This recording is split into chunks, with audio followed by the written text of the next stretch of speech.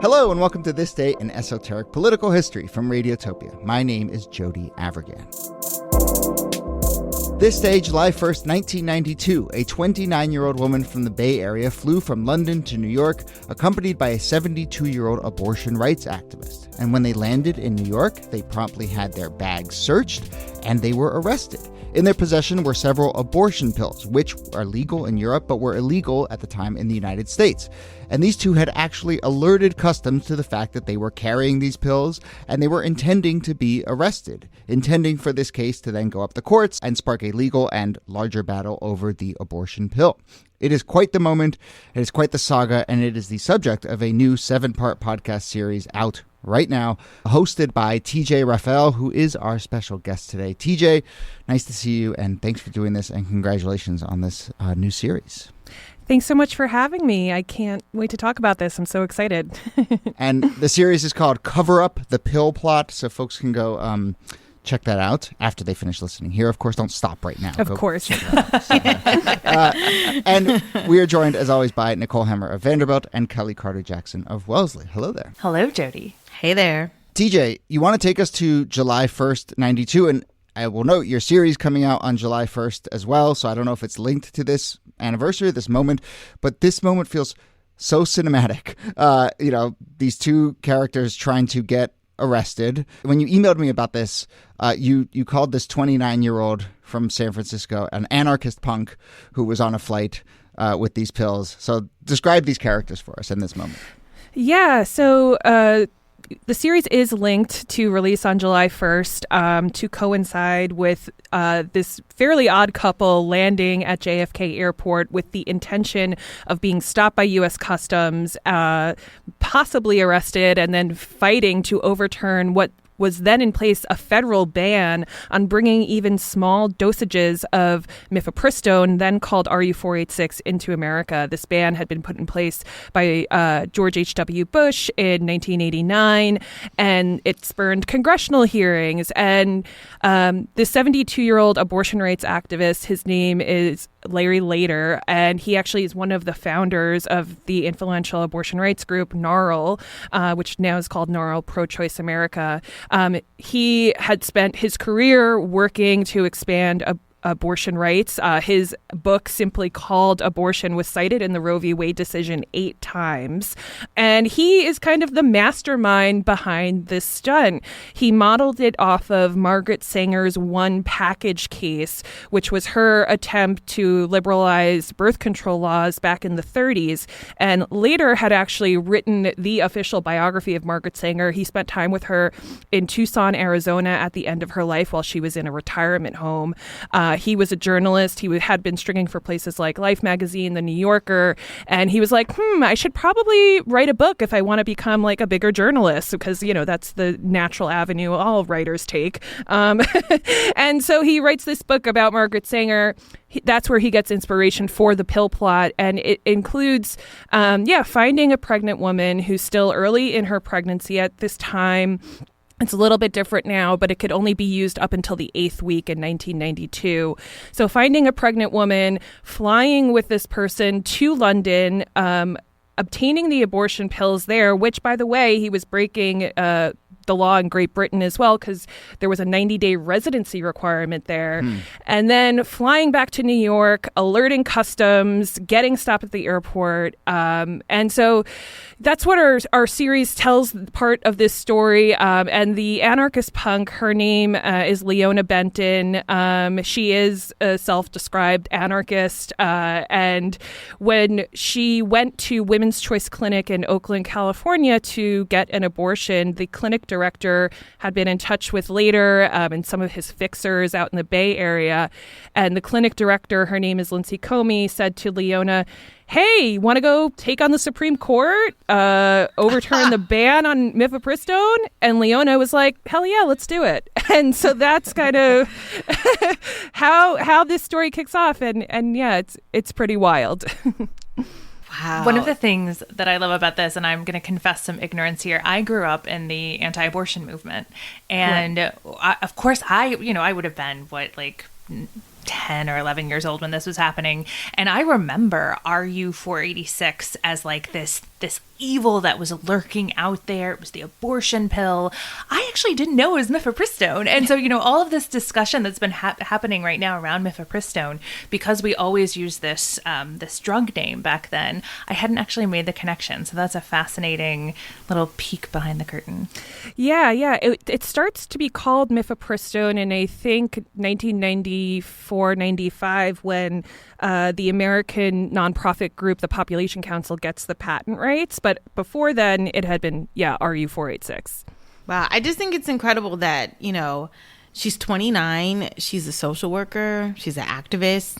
And 6.5 weeks pregnant and decides to sort of take this on, which is a lot. Maybe she entered it somewhat naively because she didn't realize, I think, how much this would explode and sort of upend her own personal life. But that's a huge decision to make. So also early on in your pregnancy, there's a lot of decisions that go into that. And it's wild to see how this plays out over time as well. Yeah, I think it is incredibly bold and I think courageous because the pill at that point could only be taken through the 8th week, and Leona's about 6.5 weeks pregnant. Yeah. They have only 2 weeks to enact the entire plot. Go to London, get the pills, smuggle them back, and then take it to the court. Mm-hmm. And this is days after the Planned Parenthood v. Casey decision comes down. As they're going to the airport, they see that the court has just issued a ruling that eventually winds up severely curtailing abortion access in the country. So, Leona and I did not, we spoke briefly on the phone last summer, but she told me then that she did not like how the press treated her. She hasn't spoken really publicly about this since it happened. The only real interview I was able to find with her was with a group of film students shortly after she returned. I think the students were at UC Berkeley, but she's been pretty much, silent on the issue since. So I can't ask her what she thinks of everything that's happening now, but in that student film documentary back in the 90s, she looked right into the camera and said, you know what, I would do it all again. So, she was hounded by the press at this time. This is 20 years before the hashtag My Abortion Story. We didn't, as a society, talk about abortion in the same way. And so she was, going out on a limb and in a way that not many other people had ever done.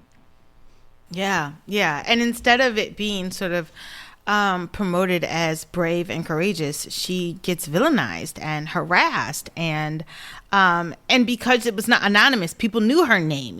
People knew her when she walked down the street. And so I can only imagine the kind of the scariness that goes along with, trying to progress the laws. If you mentioned Casey, and that's what I had been thinking, 1992, this is a big moment in abortion access history, but it's also such an interesting moment in kind of feminism and women's rights more broadly. On the one hand, you've just had the Anita Hill hearing a year earlier and a new conversation about sexual harassment. There's a lot of discussion about things like date rape and sexual violence. 1992, Year of the Women in Congress, where women finally get to wear pants for the first time. So it's progress, like this real progress. But it's it feels like both the distant past, because pants, but it also is just this push and pull between, okay, women's rights are growing in some areas, but especially when it comes to reproductive rights, it had been embattled really from the very start, but you're starting to see those battles, particularly over the judiciary and over Congress, start to bear fruit on the right. Mm-hmm. Absolutely. I mean, I think in our series, we look at one of the most radical and extreme anti-abortion groups of the era, Operation Rescue, who were carrying out, the year before in the summer of 91, overtaking the city of Wichita in a 47-day-long siege to close every single clinic in that city. And then, John Roberts was then the Deputy Solicitor General, issues a brief that defends Operation Rescue that says, patients have no federal right to access clinics. And so you have that. And then a year later, the Casey decision. I mean, it is a huge and monumental moment. And Operation Rescue, during their rallies in Wichita for the Summer of Mercy, they were recruiting people to run for office. They were, signing people up to register to vote. And the leader of that group, Randall Terry, told me in our interviews that, his explicit goal was to fundamentally transform the Republican Party and get to a place where there could be judges on the court who would eventually overturn Roe, which, as we know, shortly on the heels of the 1-year anniversary, that's happened.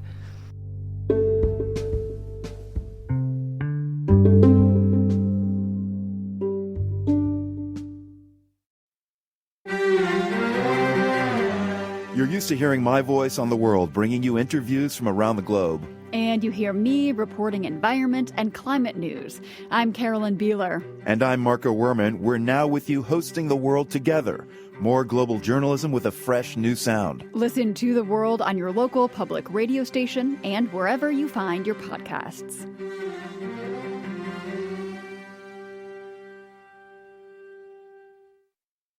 So I'm curious, amidst that picture that you're painting of increasing violence and increasing division around the abortion issue, how does the abortion pill, how is it particularly seen within this debate legally, but also I think like sort of culturally? I mean, I'm struck by a line from Benton where she's giving an interview to the Times and she says, I don't like surgery, I don't like hospitals, and I believe in self-determination, but I'd rather much take a pill than put myself in the hands of someone who's going to do a procedure on me. And I mean, that strikes me as just like very plain language, right? She's not like talking about first principles. Self-determination is like third in her list of reasons, right? The others are just kind of like, I don't like hospitals, right? But like, I don't know if there's some strategy there, if that's just in her nature, but I'm just curious kind of how the conversation about the pill specifically kind of fit into this larger, really contentious conversation.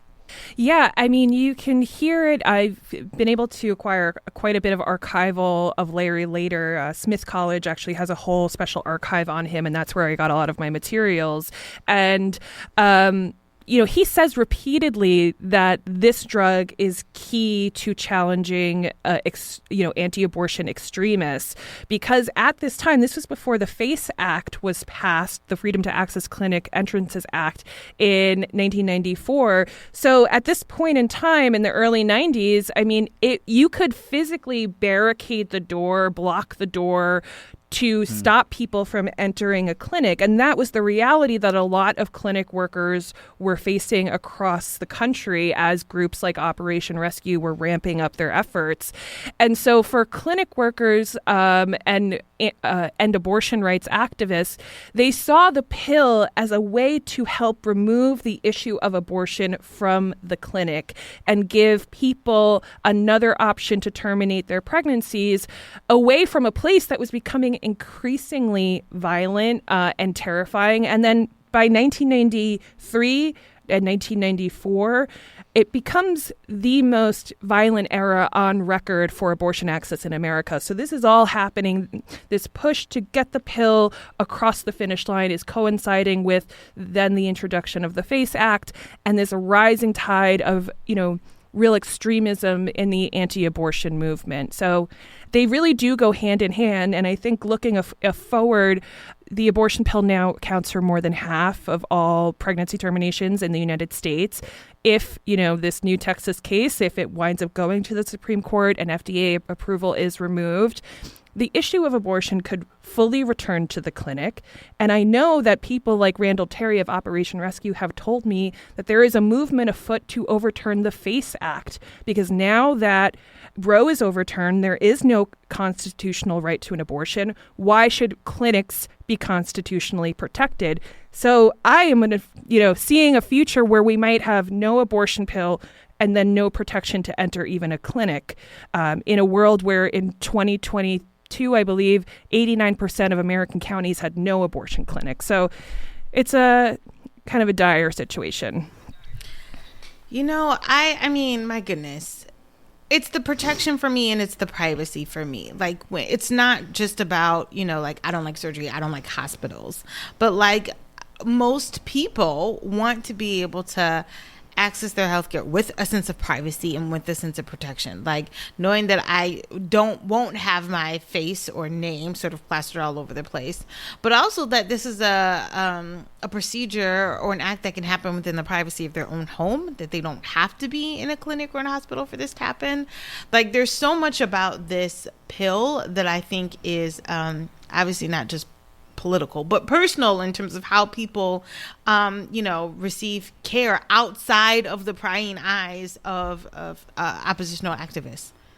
Yeah, I mean, I think the privacy aspect of this is super important. I mean, I think it was important in 1992, but I think in 2023, we have telemedicine. We are a much more instantaneous society, and also I think the number, if you look at the number of abortions that are done with medication, it is like more than half. It is an option that people want. The data bears that out, and I think it also speaks to the idea that most abortions do happen in the first trimester. With surgery, sometimes you have to wait until you're further enough along in order to get a surgical abortion. With the pill, you can get that abortion much sooner before the fetus continues to develop. And so, I've never had an abortion, but if I was in that situation, I might think, do I need to wait 3 more weeks to get this surgery?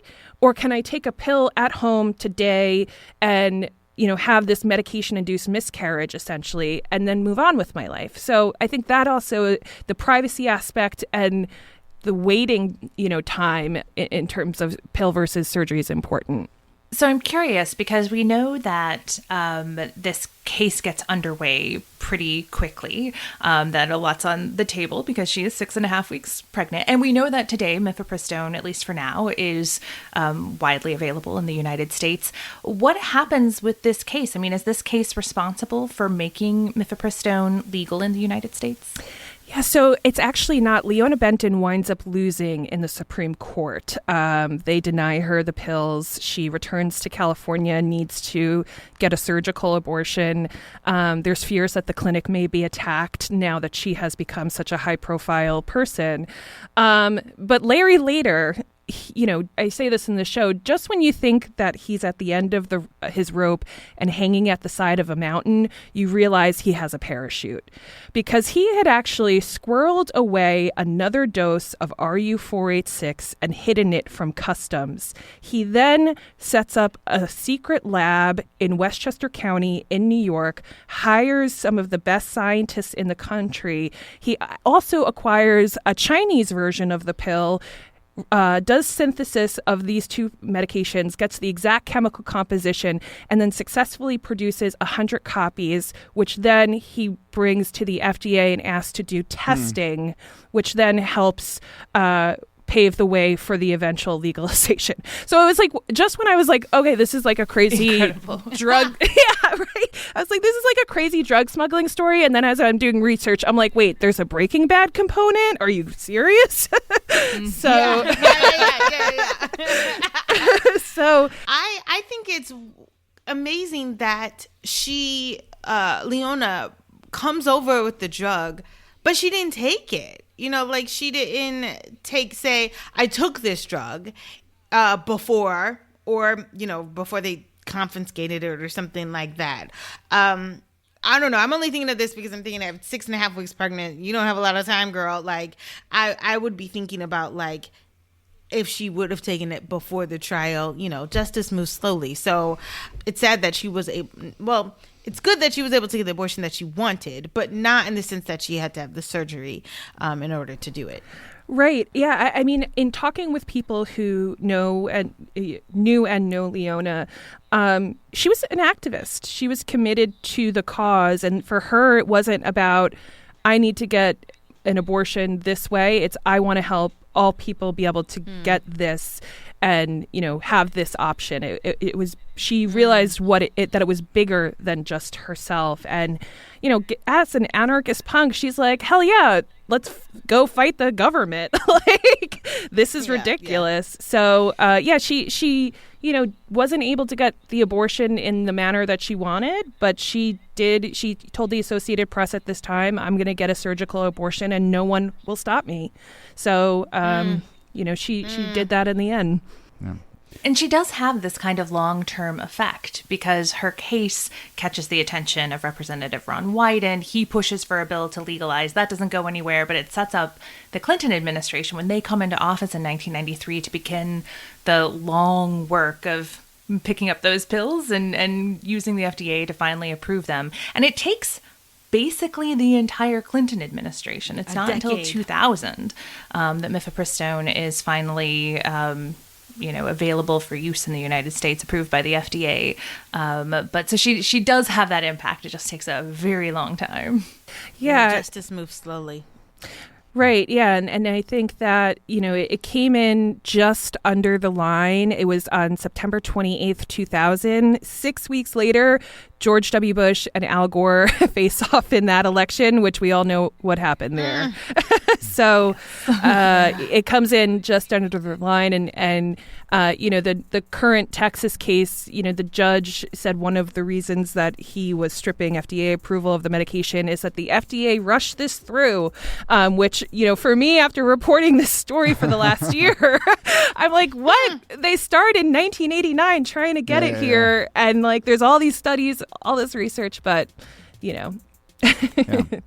Well, hopefully people can tell that obviously your series starts with the moment we're describing here, but it goes all sorts of places and it goes through time and connects to today and so forth. So we would highly encourage folks to go listen to Cover Up, The Pill Plot, which is out now. And TJ Raphael is the host of that. And congratulations again. And thank you so much for doing this. This was really fascinating.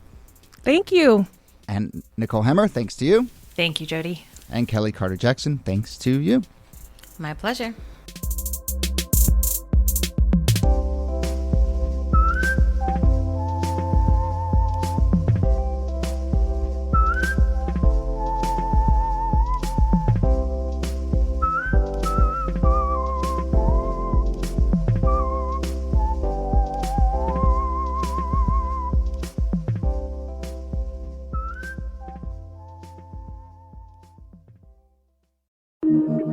Radiotopia.